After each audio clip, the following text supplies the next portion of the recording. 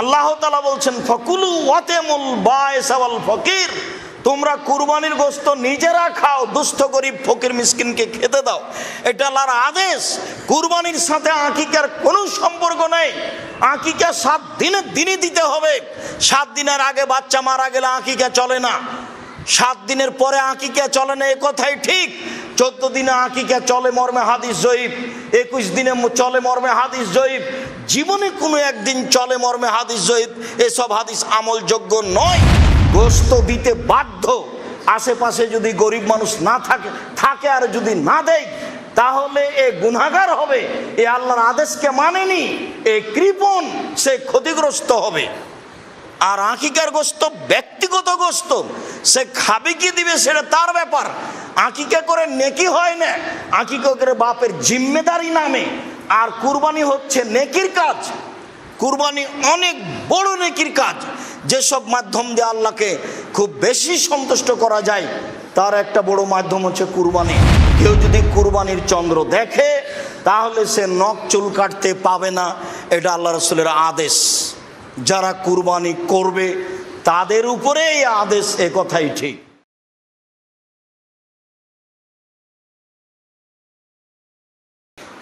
সম্মানিত মসজিদের মুসাল্লি, প্রশংসা আল্লাহর জন্য, শান্তি অবতীর্ণ হোক আল্লাহর রাসূলের উপর সাল্লাল্লাহু আলাইহি ওয়াসাল্লাম। আজ জুমার খুতবায় সংক্ষিপ্ত সময়ে বক্তব্যের বিষয় কুরবানি।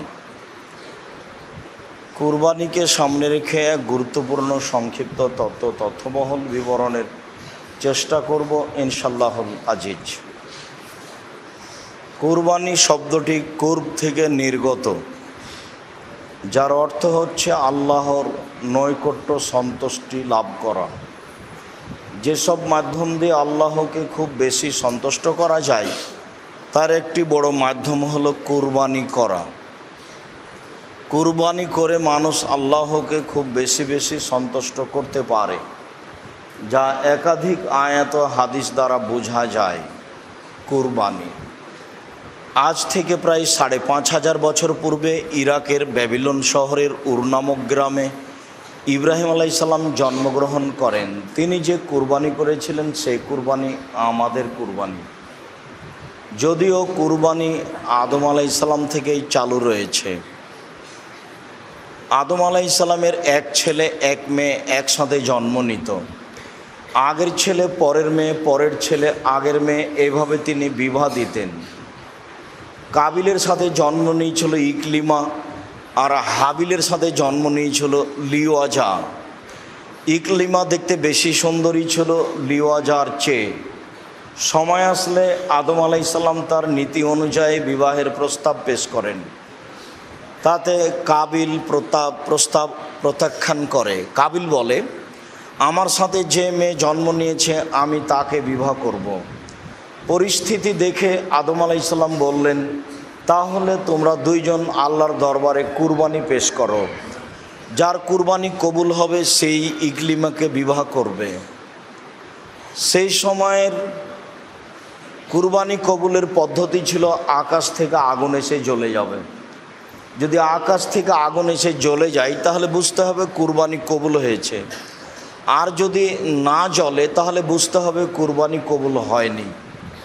অবশ্য বিষয়টি এখন থাকলে মানুষ তার সত্য মিথ্যা, হালাল হারাম বুঝতে পারত। আল্লাহ তাআলা দয়া করে মানুষকে কুরবানির গোশত খাওয়ার সুযোগ দিয়েছেন। মর্মেই হতো মানুষ অবৈধ পয়সা দিয়ে ভুল পদ্ধতিতে কুরবানি করা প্রয়োজন মনে করছে। যেহেতু কাবিল জমি চাষ করত, মর্মে কিছু গম আল্লাহর দরবারে কুরবানি হিসাবে পেশ করলো। হাবিল ছাগল, মেষ, ভেড়া লালন পালন করত, মর্মে একটি দুম্বা আল্লাহর দরবারে কুরবানি হিসেবে পেশ করলো। আকাশ থেকে আগুন এসে দুম্বা জ্বলে গেল, গমগুলি থেকে গেল। এতে কাবিলের ক্ষোভ বেশি হয়ে গেল। কাবিল মনে করলো, হাবিলের কারণে আমি সমাজে অপমান হচ্ছি। তাই ভাবলো যে হাবিলকে হত্যা করতে হবে।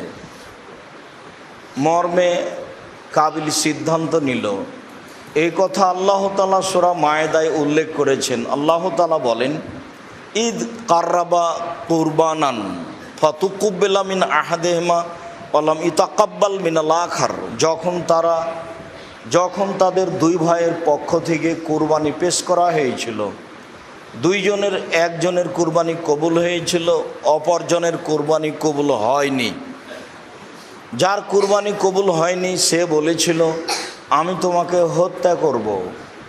তখন হাবিল বলেছিল তুমি হত্যা করো, আমি তোমাকে হত্যা করব না, তোমার উপরে আমি হাত উঠাবো না। যেহেতু সমাজে বদনাম ছড়িয়ে গেল, কাবিল ভালো মানুষ নয়, তাই তার কুরবানি কবুল হয়নি।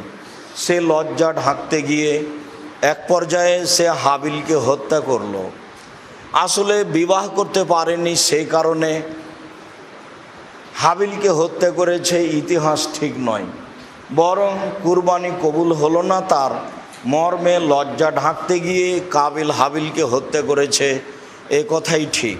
লাশ পড়ে আছে, কাবিল হাবিলকে কি করবে তা বুঝতে পারে না। দুটি কাক আসলো, মারামারি করলো, তাতে একটি কাক মারা গেল। জীবিত কাকটি মরে যাওয়া কাককে গর্ত খুঁড়ে মাটিতে পুঁতে দিল। কাবিল বুঝতে পারলো হাবিলকে কি করতে হবে, লজ্জিত হয়ে গর্ত খুঁড়ে মাটিতে হাবিলকে পুঁতে দিল। আমাদের নবী মুহাম্মদ সাল্লাল্লাহু আলাইহি সাল্লামের পক্ষ থেকে যে পদ্ধতি চালু হয়েছে, তাতে অমুসলিম মারা গেলে তাকে কাফন, জানাজা, গোসল ছাড়াই মাটিতে পুঁতে দিতে হবে, যা তিনি তার চাচা আবু তালেবের ব্যাপারে করেছিলেন। হাদিস বুখারী মুসলিম। আর মুসলিম মারা গেলে তার জানাজা, গোসল, কাফন, দাফন সব রাসূল সাল্লাল্লাহু আলাইহি সাল্লামের পদ্ধতিতে হবে। আগের পদ্ধতিতে সে নীতি অনুযায়ী তাকে মাটিতে পুঁতে দিল। বলছিলাম আমাদের কুরবানি ইব্রাহিম আলাইহিস সালামের কুরবানি। ইব্রাহিম আলাইহিস সালাম তার স্ত্রী সারাকে সাথে নিয়ে এক এলাকা দিয়ে পার হচ্ছিলেন। সেই এলাকায় স্বামী স্ত্রী পার হতে পারে না, তাই ইব্রাহিম আলাইহিস সালাম তার স্ত্রী সারাকে বলেছিলেন, সারা, এই এলাকা দিয়ে স্বামী স্ত্রী পার হতে পারে না, মর্মে আমরা দুইজন ভাই বোন হয়ে পার হয়ে যাব। তোমাকে যদি কেউ বলে এটা কে, তাহলে তুমি বলিও এটা আমার ভাই, আর আমি বলবো এটা আমার বোন। মর্মে তিনি বললেন এটা আমার বোন। তিনি তার স্ত্রীকে বললেন, সারা, আমি কিন্তু তোমার কথা বলে দিয়েছি, তুমি আমার বোন। তুমি যদি আমাকে মিথ্যুক প্রমাণ করো তাহলে এটা কেমন হবে, তুমি আমাকে মিথ্যুক প্রমাণ করো না। এরপরেও তিনি বললেন, মনে রেখো সারা, মাটির উপরে মাত্র দুইজন মুসলমান, আমি আর তুমি, এছাড়া আর কোনো মুমিন মুসলমান নেই। এই হিসাবে আমরা দুইজন ভাই বোনও বটে। অনেক কৌশলের পরেও ইব্রাহিম আলাইহিস সালাম তার স্ত্রীকে রক্ষা করতে পারলেন না। তার স্ত্রীকে স্বৈরাচারী শাসকের কাছে পাঠানো হলো। যখন স্বৈরাচারী শাসকের কাছে তিনি গেলেন, সে দাঁড়িয়ে তার সাথে অন্যায় করতে চাইলো। সারা বললেন, থামেন, আগে ওযু হবে, 2 রাকাত সালাত হবে, তারপরে কথা হবে। সারা ওযু করলেন, 2 রাকাত সালাত আদায় করলেন, তারপরে বললেন, আল্লাহুম্মা ইন কুনতা আমানতু বিকা ওয়া বিরাসূলিকা ওয়া আহসানতু ফারজি ইল্লা যাওজি। আমি যদি তোমাকে বিশ্বাস করে থাকি আর তুমি তোমার নবী ইব্রাহিমকে নবী বলে বিশ্বাস করে থাকি, আমি যদি আমার জীবনে কোনো দিন অশ্লীল জেনার কাজে লিপ্ত না হয়ে থাকি, তাহলে এই নির্জন ঘরে যেন এই লোক আমার গায়ে হাত লাগাতে পারে না। তার কথা শেষই হয়নি, স্বৈরাচারী শাসক অজ্ঞান হয়ে পড়ে গেল। ঘটনা 3বার ঘটল।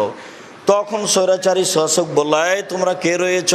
তোমরা তো আমার কাছে শয়তান পাঠিয়েছ, ভালো মানুষ পাঠাওনি, তোমরা একে নিয়ে যাও। এরপরে একে একটা মহিলা উপঢকন হিসাবে দাও, যার নাম হাজেরা। অত্র বুখারী মুসলিমের বিবরণের এখানে একটি কথা বলতে চাই যে, মনে রাখবেন জীবনে যার উপকার করবেন সে আপনার ক্ষতি করবে, এটাই স্বাভাবিক। তবে ক্ষতি সাধন মনে করেই উপকার করতে হবে। সারা স্বৈরাচারী শাসককে 3বার দোয়া করে রক্ষা করলেন। সে আসলে এখন ধ্বংস হয়ে যাবে, কিন্তু সারা বলছিলেন, আল্লাহ তুমি একে বাঁচিয়ে দাও, এ যদি এখানে মারা যায় তাহলে আমি আর আমার স্বামী আমরা দুজন আটকা পড়ব।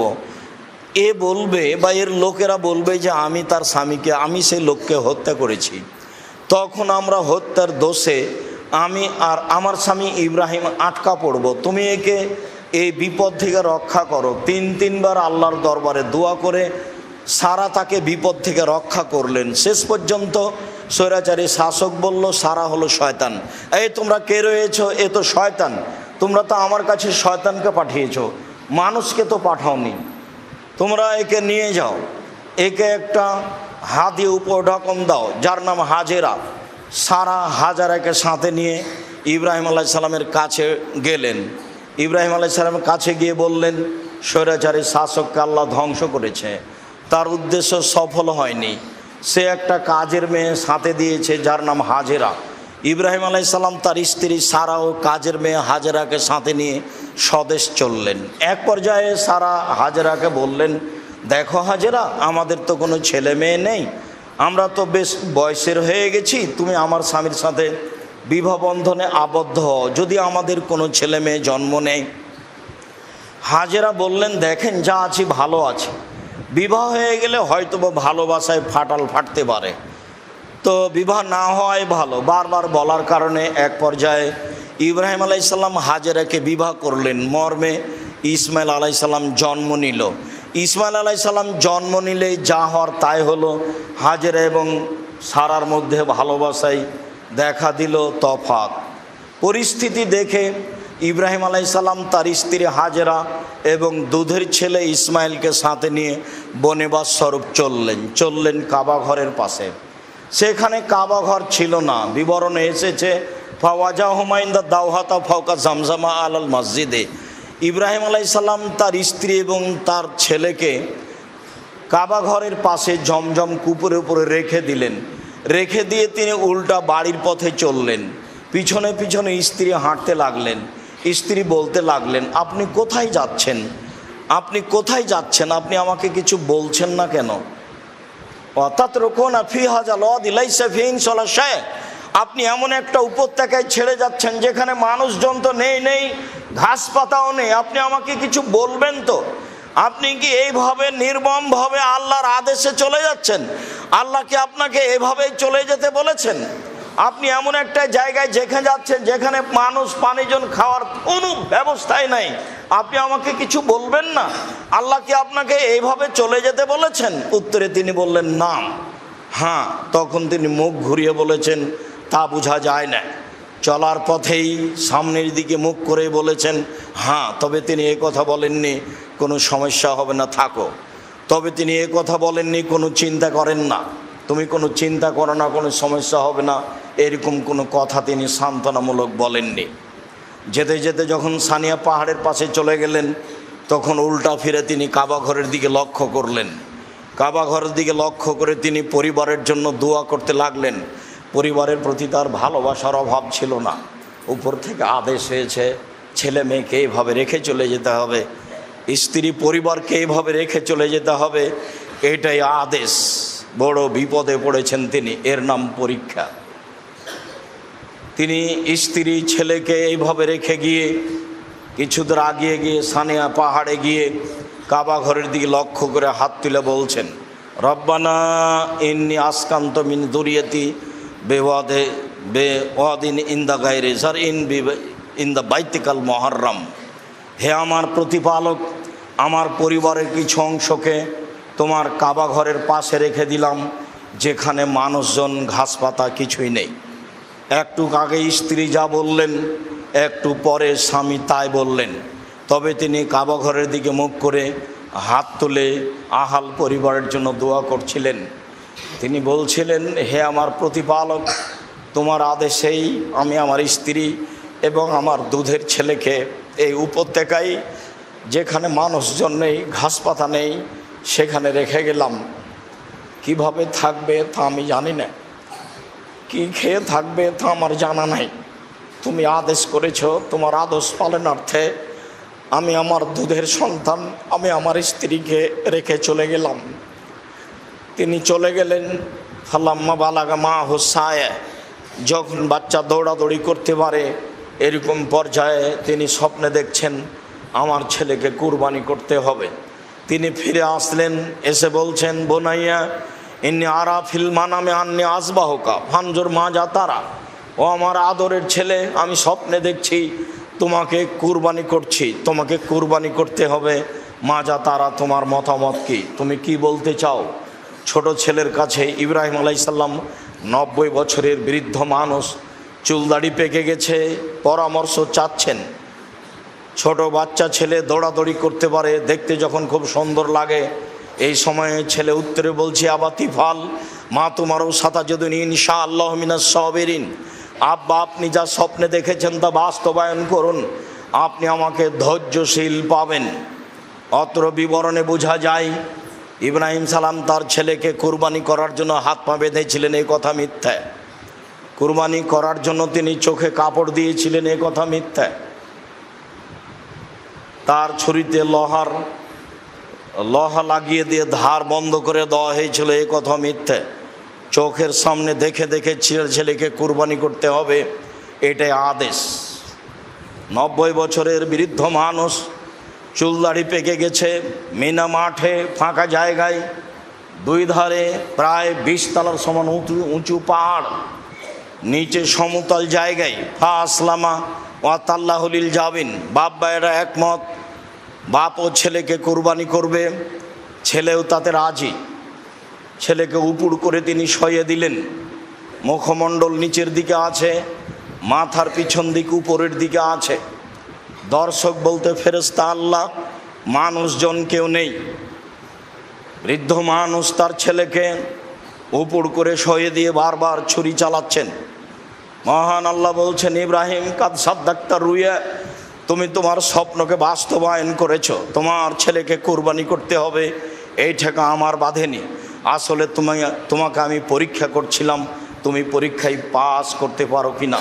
অফাদাই না হু বেজিবিন আজিম, আমি তোমার ছেলেকে, আমি ইব্রাহিমের ছেলেকে বড় কুরবানির মাধ্যমে ছাড়িয়ে নিলাম। বেজিবিন আজিম, এটা হচ্ছে বড় কুরবানি। কুরবানি একটা বড় কাজ, স্বাদের জিনিস কুরবানি করতে হবে, যার সাথে অনেক ভালোবাসা আছে, যা দেখতে অনেক ভালো। আল্লাহর পক্ষ থেকে বড় দয়া, ছেলের পরিবর্তে দুম্বা উপস্থিত করেই আল্লাহ তাআলা বলছেন, আমি পশুর মাধ্যমে তার ছেলেকে ছাড়িয়ে নিলাম।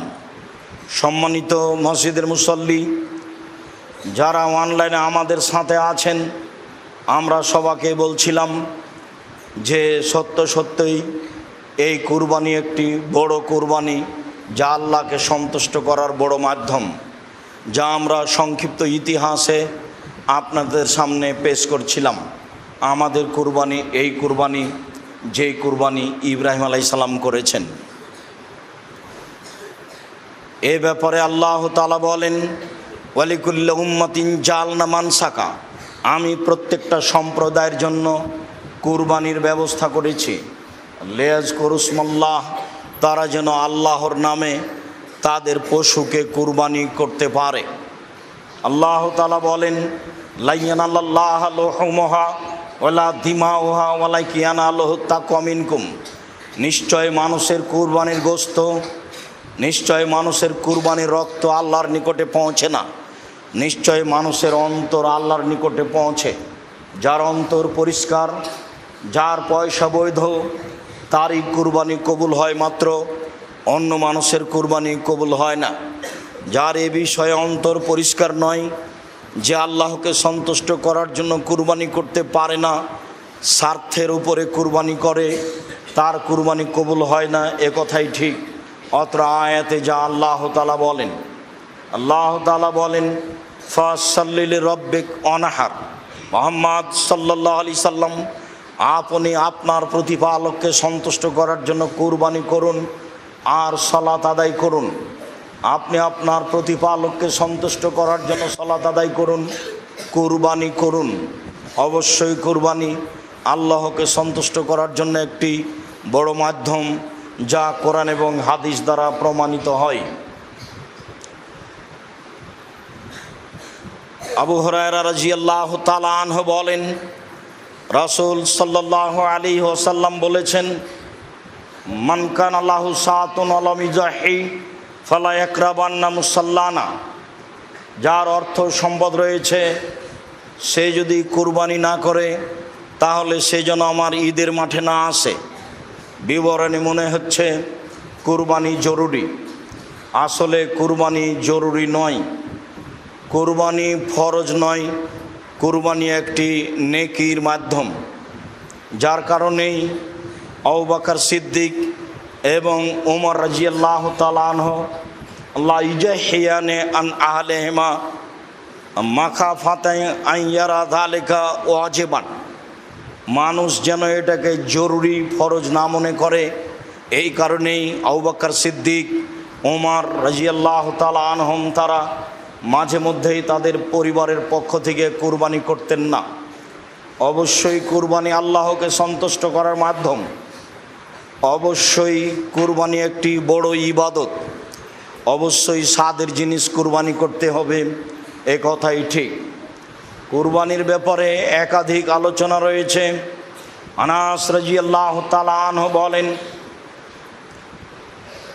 জাহা রাসূলুল্লাহ সাল্লাল্লাহু আলাইহি সাল্লাম কাবশাইনে আমলাহাইনে আকরানাইনে জাবাহুমা বেয়াদিহি ও সাম্মা ও কাব্বারা। রাসূল সাল্লাল্লাহু আলাইহি সাল্লাম দুইটি সাদা কালো শিংওয়ালা ভেড়া কুরবানি করলেন। তিনি তা নিজ হাতে করলেন।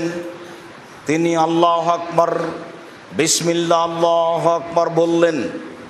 বর্ণনাকারী বলেন, রাআইতুহু ওয়াজিআন কাদামু আলা সিফাহিমা, আল্লাহর নবীকে আমি দেখলাম তিনি তার কুরবানির পশুর চোয়ালের উপরে, পাঁজরের উপরে পা রেখে বিসমিল্লাহ আল্লাহু আকবার বলে কুরবানি করলেন। একাধিক সহিহ হাদিসে রয়েছে কুরবানির কথা, একাধিক আয়াতে রয়েছে কুরবানির কথা।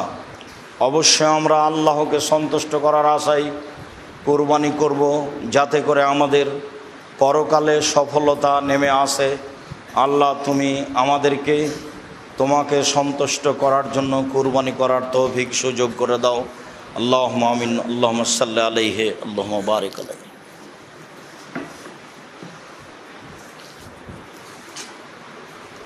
আলহামদুলিল্লাহ ওয়াহদা ওয়াসসালাতু ওয়াসসালামু আলা মান লা নাবিয়্যা বাদা।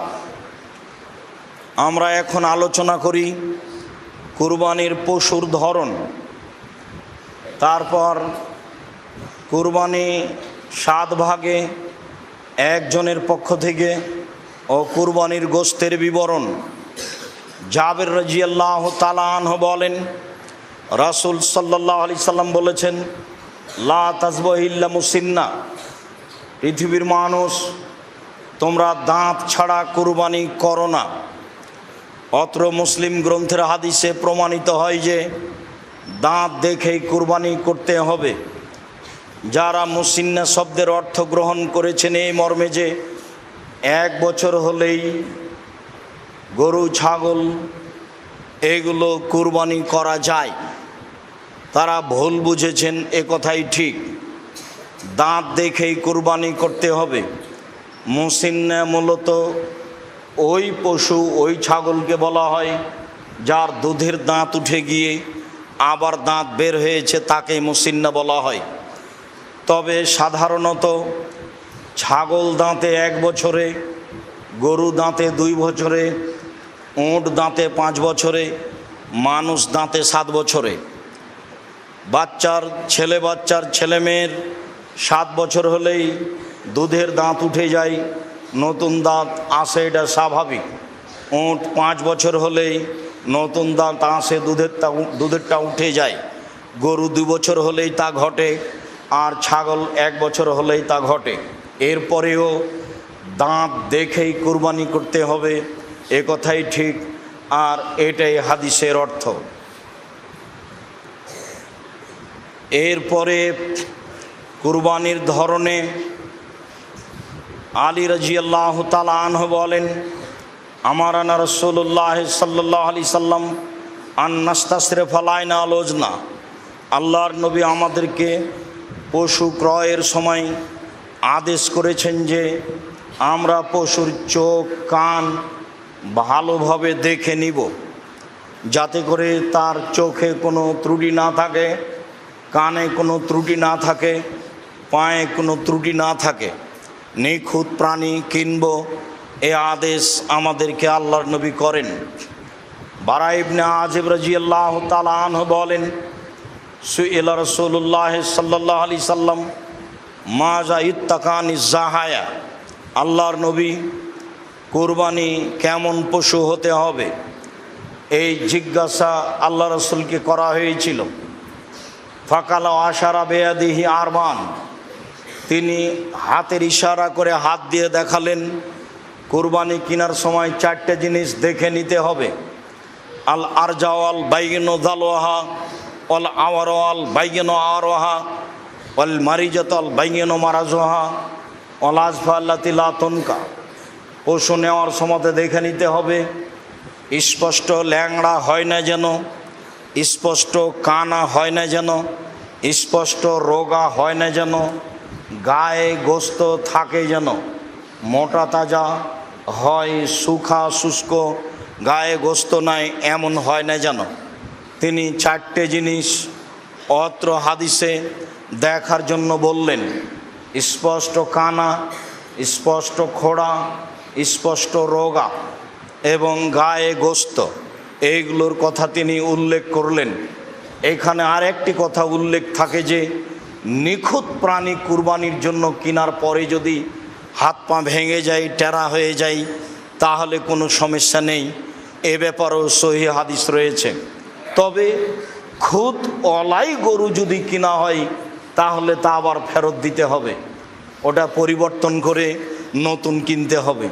কেনার পরে যদি প্রাণী নিখুঁত হয়ে ক্ষতিপূর্ণ হয়ে যায়, তাতে কোনো দোষ ত্রুটি দেখা যায়, তাহলে তাতে কোনো সমস্যা নেই। তবে নিখুঁত যদি কিনতে না পারেন, ক্ষতিপূর্ণ কিনে থাকেন, তাহলে পশু পরিবর্তন করতে হবে, এ কথাই ঠিক। নিখুঁত প্রাণী কুরবানি করতে হবে, এ কথাই ঠিক। সম্মানিত মসজিদের মুসল্লি, এবার আমরা আলোচনা করি কুরবানি একজনের পক্ষ থেকে না, 7 জনের পক্ষ থেকে। জাবের রাদিয়াল্লাহু তাআলা আনহু বলেন, রাসূল সাল্লাল্লাহু আলাইহি সাল্লাম বলেছেন, আল বাকারাতান সাবাতিন অল জাজুরান সাবাতিন, গরু 7 জনের পক্ষ থেকে, উট 7 জনের পক্ষ থেকে। গরু 7 জনের পক্ষ থেকে কুরবানি করা যায়, উটকেও 7 জনের পক্ষ থেকে কুরবানি করা যায়। ইবনে আব্বাস রাদিয়াল্লাহু তাআলা আনহু বলেন, কুন্না মান নবী সাল্লাল্লাহু আলাইহি সাল্লাম ফি সাফারিন ফাহাজার আল আজহা, আমরা একদা রাসূলের সাথে সফরে ছিলাম, কুরবানির সময় হয়ে গেল। ফাস্তারাকনা ফিল বাইরাতে আশারা অফিল বাকারাতে সাবা, আমরা উটে 10 জন অংশগ্রহণ করলাম আর গরুতে 7 জন অংশগ্রহণ করলাম। অত্র 2টি সহিহ হাদিসে বোঝা যায় যে 7 জন একটি গরুতে অংশগ্রহণ করতে পারে, 10 জন একটি উটে অংশগ্রহণ করতে পারে। হাদিসগুলি যদিও সফরের সাথে সম্পৃক্ত, তারপরে আমরা সফরের সাথে বিবরণটি স্পষ্ট করতে চাই না, বরং বলতে চাই মানুষ যেখানে হোক না কেন জন হিসাবে 7 জন একটা গরুতে অংশগ্রহণ করতে পারে, জন হিসাবে 10 জন একটি উটে অংশগ্রহণ করতে পারে, এ কথাই ঠিক। তবে একটি গরুতে 7টি পরিবার অংশগ্রহণ করতে পারে, একটি উটে 10টা পরিবার অংশগ্রহণ করতে পারে, এ কথা ঠিক নয়। আমাদের দীর্ঘ 26 বছরের তদন্তে এরকম কোনো সহিহ হাদিস আমাদের নজরে আসেনি যাতে 7 পরিবার একটি গরুতে অংশগ্রহণ করবে, যাতে 10 পরিবার একটি উটে অংশগ্রহণ করবে। এছাড়াও আহলে হাদিসের একজন বড় পণ্ডিত মানুষ মাওলানা আব্দুল্লাহিল কাফি আল কুরাইশি তার ফতোয়া মাসাইল বইয়ে আজ থেকে প্রায় 50 থেকে 60 বছর আগে উল্লেখ করেছেন এই মর্মে যে আমি আব্দুল্লাহিল কাফি আল কুরাইশি, একটি গরুতে 7 পরিবার অংশগ্রহণ করবে, একটি উটে 10 জন 10 পরিবার অংশগ্রহণ করবে, এমন হাদিস আমি অবগত হতে পারিনি। অবশ্যই 7 জন আর 7 পরিবার, 10 জন আর 10 পরিবার এক নয়। সম্মানিত মসজিদের মুসল্লি, সম্মানিত দেশবাসী, যারা আমরা অবগত আছি 7টি পরিবারের পক্ষ থেকে একটি গরু কোরবানি করা যায়। অবশ্যই তারা জনকে ধরেই বলছি। আমি অবশ্যই এখানে বলতে চাই, যারা খুব জোর দিয়ে এভাবে বলছে তাদেরকে এত শক্ত পথ থেকে ফিরে আসাই ভালো। বলা যেতে পারে তার পক্ষ থেকে যে একটা গরুতে একটা পরিবারই উত্তম, একটা ছাগলে একটা পরিবারই উত্তম। 7 পরিবারের পক্ষ থেকে দেওয়া যায়, হালকা হওয়া ভালো। কিন্তু বলার গতিটা এমন যে বলে এইভাবে, কে বলছে একটা গরুতে 7 পরিবার অংশগ্রহণ করা যাবে না? তার বলার গতিতে মানুষ যেটা সঠিক সুন্দর সেটা পায় না। বলার ঢং গতি খুব শক্ত, যার কারণে সঠিক যেটা সেটা থেকে মানুষ দূরে থেকে যাচ্ছে। সম্মানিত মসজিদের মুসল্লি, যারা অনলাইনে দেশের বিদেশের বিভিন্ন স্থান থেকে আমাদের সাথে অংশগ্রহণ করেছেন, করবেন বলে আমরা আশাবাদী, তাদেরকে আমরা বলতে চাই, একটি পরিবারের পক্ষ থেকে একটি প্রাণী কুরবানি করতে হবে মর্মে একাধিক হাদিস রয়েছে। কয়েকটি বুখারী মুসলিম থেকে পেশ করি, পরে আরও পেশ করব ইনশাআল্লাহ। সম্মানিত মসজিদের মুসল্লি, জাবির রাদিয়াল্লাহু আয়েশা রাদিয়াল্লাহু তাআলা আনহা বলেন, আমার রাসূলুল্লাহ সাল্লাল্লাহু আলাইহি সাল্লাম বেকাবসিন আকরানা, আল্লাহর নবী একটি সিংওয়ালা ভেড়া ক্রয়ের জন্য আদেশ করলেন। এতাও ফি সওয়াদিন ওয়াবরকু ফি সওয়াদিন ওয়ানজুরু ফি সওয়াদিন, যেই ভেড়াটি খাবে কালোতে, হাঁটবে কালোতে, শুইবে কালোতে, যার মুখ কালো, যার পা কালো, যার পেট কালো। বিবরণে হয়তো আল্লাহ রাসূল কালো প্রাণীকেই বেশি প্রাধান্য দিয়েছেন। বিদ্বানগণ বলতে চান কালো প্রাণীর গোশতে স্বাদ বেশি, অন্যান্য প্রাণীর গোশতে স্বাদ কম, এমনটা হতেও পারে। তবে এর রহস্য আমরা স্পষ্ট রাসূল সাল্লাল্লাহু আলাইহি ওয়াসাল্লামের পক্ষ থেকে অবগত নই। তিনি বলেছিলেন আনাসকে ক্রয় করতে, যাও একটি ভেড়া কিনো যেটা কালোতে হাঁটে, কালোতে খায়, কালোতে শয়। ফাউতিয়া বিহি লিউজিয়া বিহি, এই কুরবানি ভেড়া তার নিকটে নিয়ে যাওয়া হলো।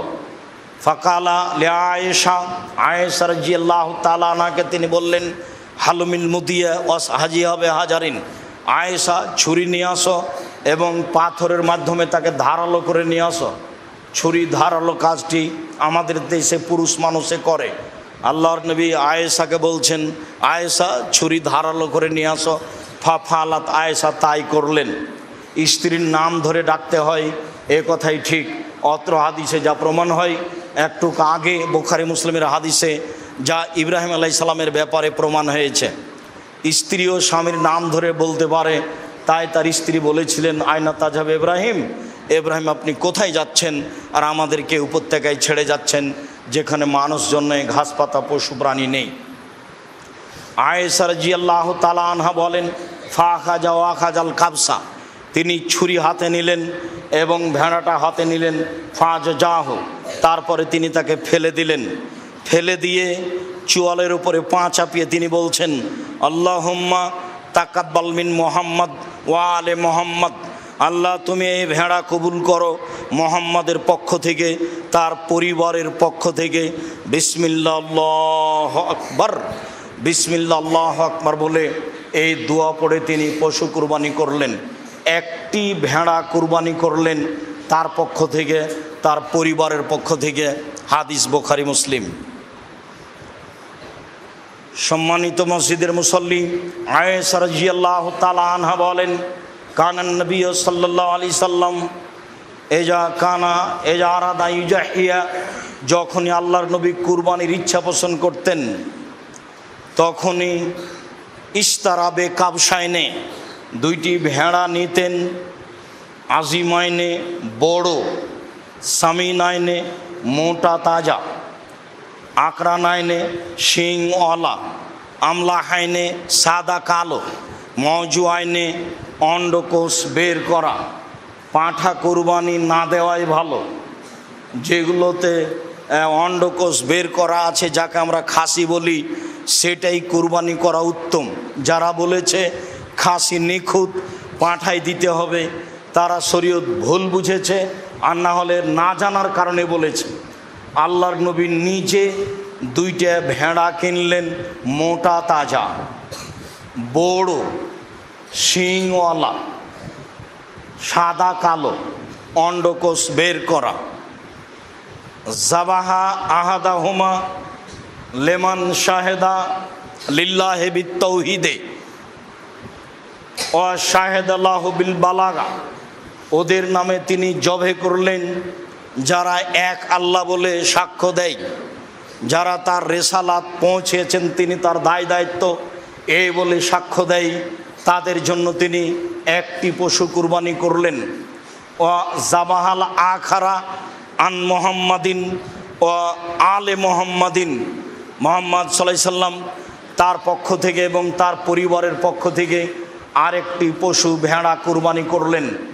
অত্র সহিহ হাদিস প্রমাণ করে যে একটি পরিবারের পক্ষ থেকে একটি প্রাণী কুরবানি করতে হবে। 2, 3 আয়েশা রাদিয়াল্লাহু তাআলা আনহা বলেন, নাহার রাসূলুল্লাহ সাল্লাল্লাহু আলাইহি ওয়াসাল্লাম ফি হাজ্জাতিল বিদায়ে আন আজওয়াজিহি বাদনাতান ওয়াহিদা, রাসূল সাল্লাল্লাহু আলাইহি সাল্লাম তার পরিবারের পক্ষ থেকে বিদায় হজে একটি গরু কুরবানি করেছিলেন। অত্র সহিহ হাদিস প্রমাণ করে রাসূল সাল্লাল্লাহু আলাইহি সাল্লাম পরিবারের পক্ষ থেকে একটি প্রাণী কুরবানি করেছিলেন।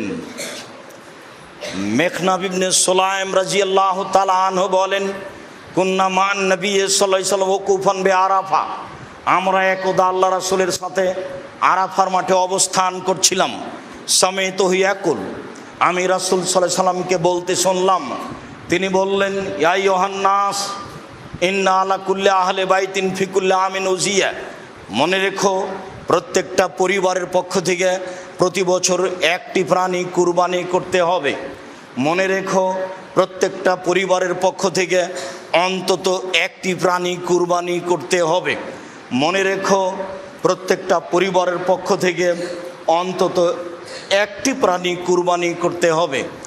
রাসূল সাল্লাল্লাহু আলাইহি সাল্লাম যদিও বিদায় হজে 100টি কুরবানি করেছিলেন, মানুষ একাধিক কুরবানি করুক, যেহেতু নেকির কাজ, কুরবানি একাধিক করুক, 2, 4টা 10টা 5টা 50টা করুক, নিজের নামে করুক আর নেকির জন্য করুক, ছেলেমেয়ের নামে করুক, সেটা ভিন্ন কথা। মরা মানুষের নামে কুরবানি চলে না, জীবিত মানুষের নামে কুরবানি চলে। যারা বলেছেন মরা মানুষের নামে কুরবানি করলে সেই গোশত ফকির মিসকিনকে নিয়ে দিয়ে দিতে হবে, এটা মন্তব্য মাত্র। কুরবানির পশু মরা মানুষের পক্ষ থেকে জবে করতে হবে মর্মে যে হাদিস এসেছে সে হাদিস অগ্রহণীয়। কাজে যারা মারা গেছে তাদের নামে রয়েছে দান, তাদের নামে রয়েছে মুখের দোয়া, তাদের নামে কুরবানি নয়। তাদের নামে হজ করতে পারে, যা স্পষ্ট শরীয়ত দ্বারা প্রমাণিত হয়। রাসূল সাল্লাল্লাহু আলাইহি সাল্লাম একাধিক কুরবানি করেছেন মর্মে মানুষ একাধিক কুরবানি করতে পারে, তবে পরিবারের পক্ষ থেকে অন্তত একটি পশু কুরবানি করতে হবে, যা অত্র সহিহ হাদিসে প্রমাণিত হয়। আতা ইবনে ইয়াসার রাদিয়াল্লাহু তাআলা আনহু বলেন, সালতু আবু আইয়ুব আল আনসারী, আমি আইয়ুব আনসারীকে জিজ্ঞাসা করলাম,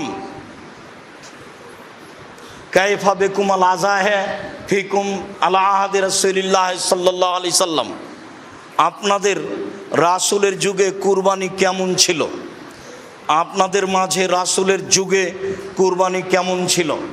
তখন আবু আইয়ুব আনসারী রাদিয়াল্লাহু তাআলা আনহু বলেন, কানার রাজুল ইজাহি বিসাত আনওয়ান আহলে বাইতেহি, রাসূলের যুগে আমরা ব্যক্তিরা তার পক্ষ থেকে তার পরিবারের পক্ষ থেকে একটি ছাগল কুরবানি করতেন। একলু নয়ত এমনা, তারা নিজেরা খেতেন এবং খাওয়াতেন।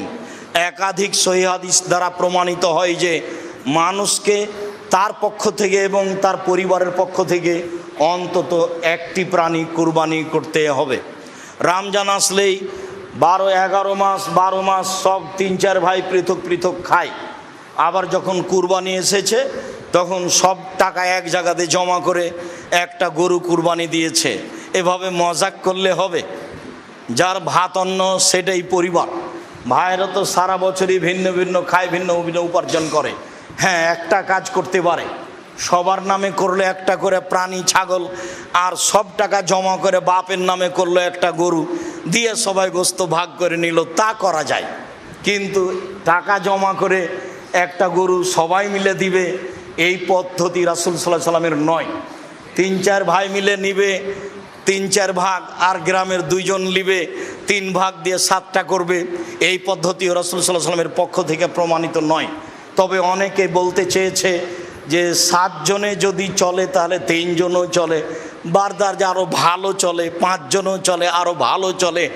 আমি দীর্ঘ এই 26 বছরের তদন্তে এইভাবে কুরবানি করা যাবে তা অবগত হতে পারিনি।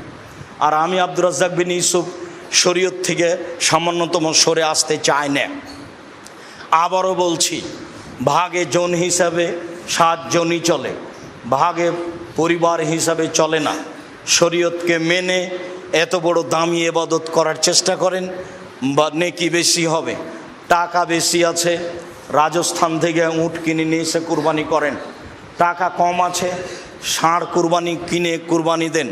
টাকা কম আছে, খাসি কিনে কুরবানি দেন। টাকা কম আছে, ছাগি কিনে কুরবানি দেন। টাকা কম আছে, ভেড়া কিনে কুরবানি দেন। একটা গরুর ভাগে যত টাকা লাগে ওই টাকা দিয়ে অন্তত বর্তমান বাজারে 3টে ভেড়া কিনে পাওয়া যায়।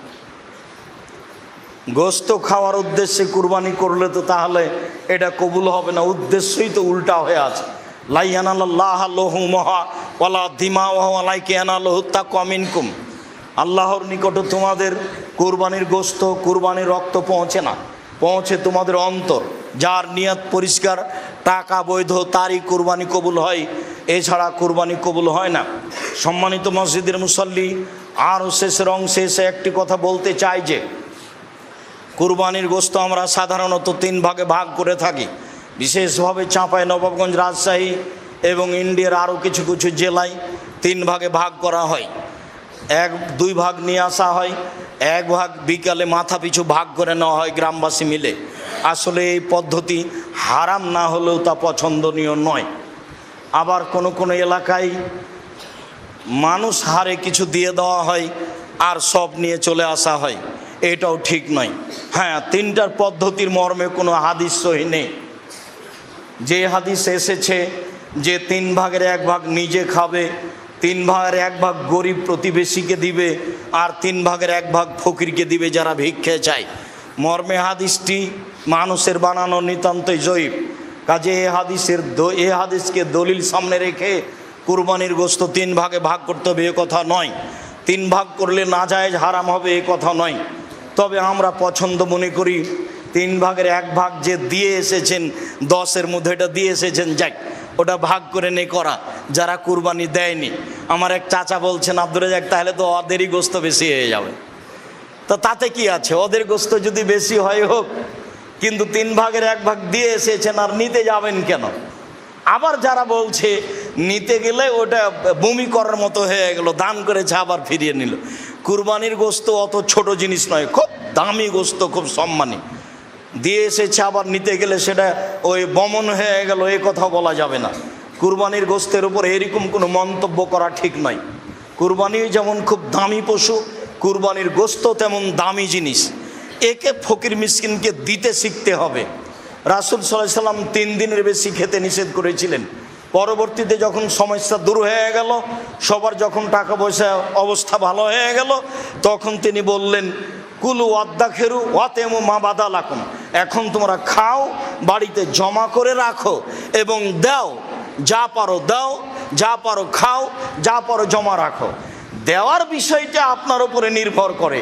2 কেজি দিয়ে বাকি রেখে দিলেন, এটা কৃপণতা। কৃপণতা করে আপনি সফল হতে পারবেন না। অথচ 100 জন নেওয়ার জন্য আছে, কেউ নেওয়ার জন্য নেই, তা আপনি সবই রেখে দিলেন, ভালো কথা রাখেন। অনেকে নেওয়ার জন্য আছে, আপনি সেখানে 2 কেজি দিয়ে বাকি রেখে দিলেন, এটা স্পষ্ট কৃপণতা। এটা মানুষকে বোঝানো সহজ, আল্লাহকে বোঝানো সহজ নয়। কেননা দিতে হবে, এটা আল্লাহর আদেশ। আল্লাহ তাআলা বলছেন, ফাকুলু ওয়াতামুল বায়স ওয়াল ফকির, তোমরা কুরবানির গোশত নিজেরা খাও, দুস্থ গরিব ফকির মিসকিনকে খেতে দাও, এটা আল্লাহর আদেশ। কুরবানির সাথে আকিকার কোনো সম্পর্ক নেই। আকিকা 7 দিনের দিনই দিতে হবে। 7 দিনের আগে বাচ্চা মারা গেলে আকিকা চলে না, 7 দিনের পরে আকিকা চলে না, এ কথাই ঠিক। 14 দিনে আকিকা চলে মর্মে হাদিস জয়ীফ, 21 দিনে চলে মর্মে হাদিস জয়ীফ, জীবনে কোনো একদিন চলে মর্মে হাদিস জয়ীফ। এসব হাদিস আমলযোগ্য নয়। আকিকা গরু দিয়ে চলে না, আকিকা উট দিয়ে চলে না, আকিকা শুধুমাত্র ছাগল ছাগি দুম্বা দুম্বি এই 4 প্রকার, 2 শ্রেণীর 4 প্রকার দিয়ে চলে। আর কুরবানি ছাগল ছাগি দুম্বা দুম্বি গরু গাভী মহিষ মহিষী উট উটনি সব দিয়ে চলে। গোশত দিতে বাধ্য। আশেপাশে যদি গরিব মানুষ না থাকে আর যদি না দেয় তাহলে এ গুনাহগার হবে, এ আল্লাহর আদেশকে মানেনি, এ কৃপণ, সে ক্ষতিগ্রস্ত হবে। আর আকিকার গোশত ব্যক্তিগত গোশত, সে খাবে কি দিবে সেটা তার ব্যাপার। আকিকা করে নেকি হয় না, আকিকা করে বাপের জিম্মেদারি নামে। আর কুরবানি হচ্ছে নেকির কাজ। কুরবানি অনেক বড় নেকির কাজ, যেসব মাধ্যম দিয়ে আল্লাহকে খুব বেশি সন্তুষ্ট করা যায় তার একটা বড় মাধ্যম হচ্ছে কুরবানি। সম্ভবপর মানুষ কুরবানি করার চেষ্টা করবে আল্লাহকে সন্তুষ্ট করার জন্য, এ কথাই ঠিক। আলোচনার শেষে এসে আরেকটি কথা, উম্মু সালমা রাদিয়াল্লাহু তাআলা আনহা বলেন, রাসূল সাল্লাল্লাহু আলাইহি সাল্লাম বলেছেন, মানরা হেলাল জিল হিজ্জা ওয়ারাদা ইউজাহিয়া ফালা ইয়াখুজ মিন শারিহি ওয়ালা মিন আসফারিহি। কেউ যদি কুরবানির চন্দ্র দেখে তাহলে সে নখ চুল কাটতে পাবে না, এটা আল্লাহ রাসূলের আদেশ। যারা কুরবানি করবে তাদের উপরে এই আদেশ, এ কথাই ঠিক। ছেলে মেয়ে যদি না করে, নাও করতে পারে, তবে ছেলে মেয়ে যারা কুরবানি দিচ্ছে না তারা নখ কাটলে গুনাহগার হবে, এ কথা নয়। আর চন্দ্র উঠলে, কুরবানির চন্দ্র উঠলে গরু ছাগল জবে করা যাবে না, এ কথা মিথ্যা। গরু ছাগল জবে করতে পাবে না যে হজ করার জন্য এহরাম বেঁধেছে সে। স্বাভাবিক মানুষ যেদিন হজের আলোচনা, আপনার জুলহিজ্জার আলোচনা আসবে, সেদিন আমরা আপনাদের সামনে বিস্তারিত বলবো। আজকের আলোচনার পুনরাবৃত্তি। সম্মানিত মসজিদের মুসল্লি, আমাদের যে কুরবানি, এই কুরবানি ইব্রাহিম আলাইহিস সালামের কুরবানি। ইব্রাহিম আলাইহিস সালাম থেকে যে কুরবানি চালু হয়েছে সেটাই আমাদের কুরবানি। যদিও কুরবানি প্রথা আদম আলাইহিস সালাম থেকেই চালু রয়েছে। আদম আলাইহিস সালামই তার 2 ছেলেকে কুরবানি করার জন্য আদেশ করেছিলেন, যা কোরআন মাজিদ দ্বারা প্রমাণিত হয়। ইতিহাস আমরা সংক্ষিপ্তভাবে উল্লেখ করেছি। এরপরে বলতে চাচ্ছি, সম্মানিত মসজিদের মুসল্লি, দাঁত দেখে, লেজ ভালো দেখে, কান দেখে, চক্ষু দেখে কুরবানি কিনতে হবে, এটা আল্লাহ রাসূলের আদেশ। আল্লাহকে সন্তুষ্ট করার জন্য পশু কিনতে হবে কুরবানির, এ কথাই ঠিক। এরপরে 7 জনে নয়, বরং 7 পরিবারের পক্ষ থেকে একটি পশু কুরবানি করতে হবে, এ কথা নয়, বরং একটি পশু একটি পরিবারের পক্ষ থেকে কুরবানি করতে হবে, এ কথাই ঠিক। অন্তত একটি পরিবারের পক্ষ থেকে একটি পশু কুরবানি করতে হবে, এ কথাই ঠিক। 7 জন আর 7 পরিবার এক নয়। বিষয়টি বিবেচনা করার জন্য বারবার অনুরোধ জানাচ্ছি। একটি পশুতে 7 জন অংশগ্রহণ করতে পারবে না, এ কথা আমরা কোনো দিনই বলিনি। একটি গরুতে 7 জন অংশগ্রহণ করতে পারে, একটি উটে 10 জন অংশগ্রহণ করতে পারে, তবে 10 পরিবার অংশগ্রহণ করবে এমন হাদিস আমাদের অবগতিতে আসেনি। যারা খুব জোরালো দাবি জানিয়ে বই পুস্তক লিখেছে, তাদের বইগুলি, তাদের কলমগুলি একাধিক দিন আমরা পড়ে দেখেছি, তাতে আমাদের কাছে স্পষ্ট হয়নি, বরং জোর করে চেষ্টা করা হচ্ছে, এটা আমরা বুঝেছি। সরাসরি যেটা প্রমাণ হচ্ছে সেটাই করলে ভালো হবে। একাধিক হাদিস রয়েছে, ব্যক্তি ও তার পরিবারের পক্ষ থেকে অন্তত একটি পশু কুরবানি করতে হবে।